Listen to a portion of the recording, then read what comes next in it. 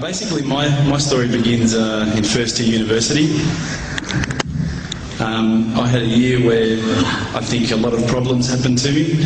My parents separated that year. My dog died. It was a particularly tough day.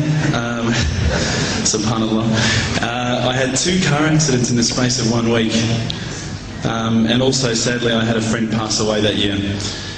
I think that year led me to sort of ask some questions along the lines of, why am I here? What's the purpose of life? Why do I get up in the morning? Why do I even bother? Why don't I just sit on the couch, watch TV, Jerry Springer, whatever? And I think I started to ask questions about, the purpose of life, and that led me to start to do a bit of a holy quest. Naturally, as an Aussie, the first thing I did was investigate Christianity. I had a few Christian friends, and I remember going to a church camp. It was one of the funniest camps I've ever been to in my life. Everybody was singing. I didn't know what the words were. I didn't know what they were saying. It sounded great. They had beautiful voices, but it just seemed really strange. And everybody was telling me how much God loved me, and I was thinking, God loves me? My dog died. SubhanAllah. So I kept on investigating Christianity, and I went to a whole lot of, different aspects of Christianity. So we're talking about Catholicism, we're talking about Anglican, Baptist, priests, pastors. And every time I'd go there and ask questions, I'd find that they wouldn't pick up the Bible and start to say, oh, this is the answer, my dear brother. They would just start answering me. They would just answer from their own opinions. And I started to realise that there was a lot of interpretations of Christianity, and a lot of people had their own interpretations, and one priest from one church was believing one particular aspect of Christianity whilst another was proclaiming another. So I started to think to myself, the Bible is one text, but there seems to be so many different interpretations, and it was confusing. At the time, while I was in first year university, I was also working in a service station, one of my part-time jobs. And one of my colleagues was a Hindu, was an Indian Hindu. And we regularly changed shift, and at that time I was very inquisitive, and I'd say to him, dude, what's the deal with the elephant head guy? What's the deal with that, Why has that guy got an elephant head? And he's going, oh, that's Ganesha, this. I said, but couldn't you have chosen like a lion's head or something a bit better? We'd have, these really deep theological debates while people were buying petrol. And I'd be saying, yeah, but why bring $5 of gas? Thanks, mate. Yeah, no problems. And again, I found that was very hard to stomach. So I sort of investigated a little bit further. I had a good friend of mine was a Mormon. And I found that this religion actually appealed to me the most out of all of the Christian religions, the Church of Latter-day Saints. They were quite strict. They don't drink alcohol.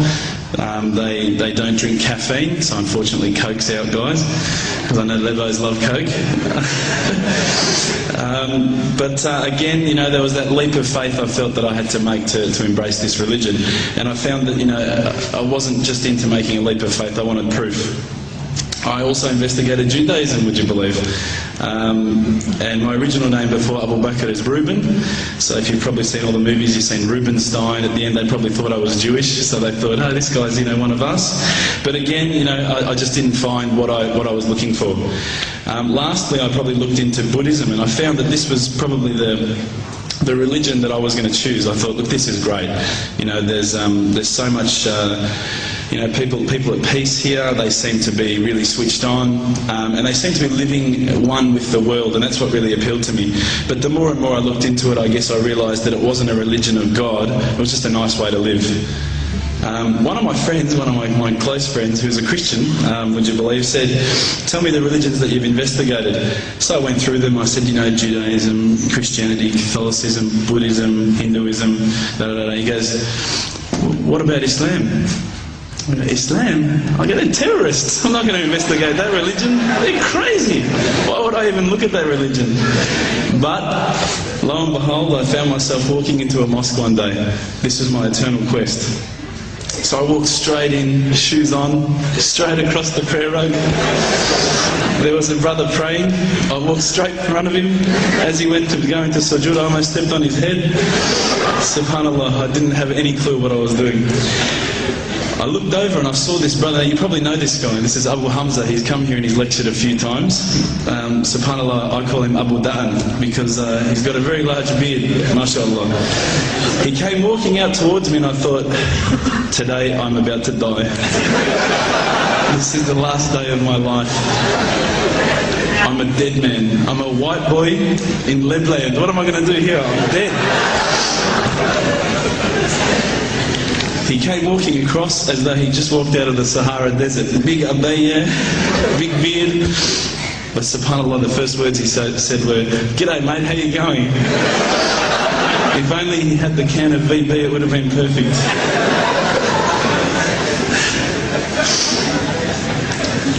SubhanAllah, I was very taken aback by his welcoming nature.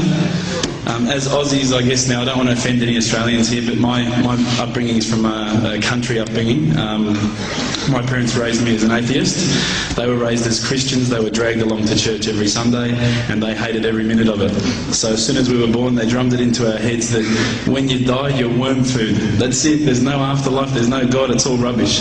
So I was raised as an atheist. So when I walked across and I saw Abu Hamza and he was talking to me in a very polite fashion, which I was very thankful for because I was sure I'd seen him on the 5 o'clock news hijacking a plane the day before. Now, Aussies are hospitable, don't get me wrong, but Lebos are the most hospitable people I've ever come across. And as the brother Hamza was saying, these brothers were making me cups of tea, you know, and I honestly needed to keep going to the toilet every 5 minutes. They just kept putting tea in front of me, biscuits. I'd never seen anything like it. And I think to some degree I kept coming back for the biscuits, but also for the religion. So when I sat down with these brothers, I actually started asking questions. I asked all the questions that I've asked of the priests, of the pastors, of my friends. And subhanAllah, the thing that really struck me is that every time I asked the question, they wouldn't just answer. They would pick up a Quran and they would say, "Read this, bro, read this." And there was the answer, every single time. And I would ask another question, you know, the hard questions, not the easy questions. Why do women have to wear the scarf? Why the hijab? How come I can have 4 wives and she can't have 4 husbands? You know, I wanted to know all the tough questions, which is the first questions I guess you ask when you come across Islam.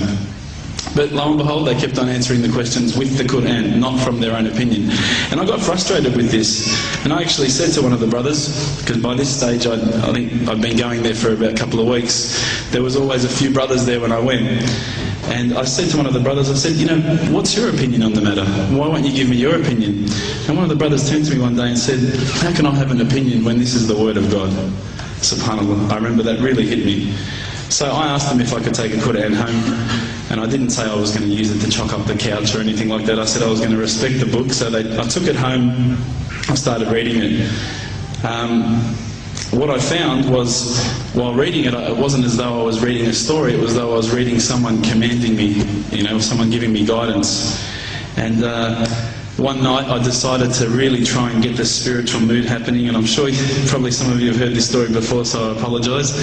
I'd lit a candle, I had the window open, I had the curtains drawn, you know, I was trying to get that really spiritual feeling.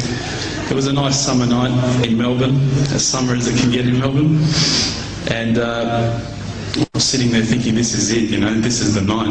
I'd been, you know, investigating all the spiritual proofs, all the scientific proofs about the fact that the mountains are the pegs, about, you know, how the embryo develops inside, you know, the woman, all these amazing proofs, but I still needed that little push. It's like I was on the edge of a cliff, I was ready to jump, I just needed a push. So I was sitting there, it was very quiet. I was reading Quran, I stopped. I said, Allah, this is my moment. This is the time I'm about to jump into Islam. All I need is just a sign. Just a little sign, nothing huge, maybe a bolt of lightning. You know, maybe half the house could fall down or something, you know, just small. It's small for you, man. You created the earth, come on. So I sat there. I was waiting for the candle to start lighting up to 4 metres high like in the movies. And I go, okay, go. And subhanAllah, nothing. Absolutely nothing happened. I was really disappointed, to be honest. So I sat there and I said, Allah, this is your chance. I'm here. I'm not going nowhere. I'll give you another chance. Okay, maybe you're busy. You know, I know it's daytime over the other side of the world. There's a whole lot of stuff going on. Maybe this time it could just be like a car backfiring. You know, something small. All right, the half the house, the candle. Let's forget that. A bird could fart outside. I don't care. Just anything. So I said, okay, go. And subhanAllah, absolutely nothing happened. And I mean, I couldn't have even said, oh, that was it. That creep just then in the wall, that was it. Absolutely nothing happened. I was really disappointed. I was gutted. I was sitting there thinking, this is it, you know, this was my last chance, Islam, and I haven't found it. I pulled back the Quran, I turned back to where I was reading. SubhanAllah, the very next verse on the next page, for those of you who ask for signs, have we not shown you enough already? Look around you, look at the stars, look at the sun, look at water. These are the signs for the people of knowledge. SubhanAllah.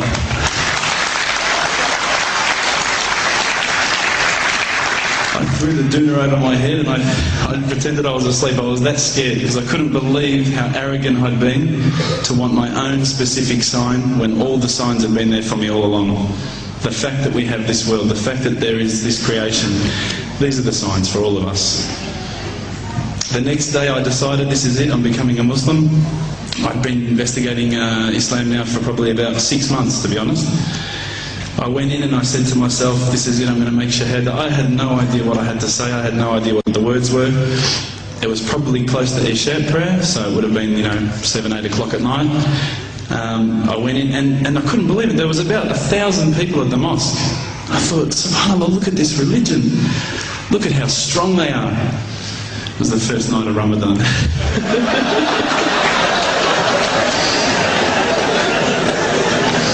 Ramadan Muslims.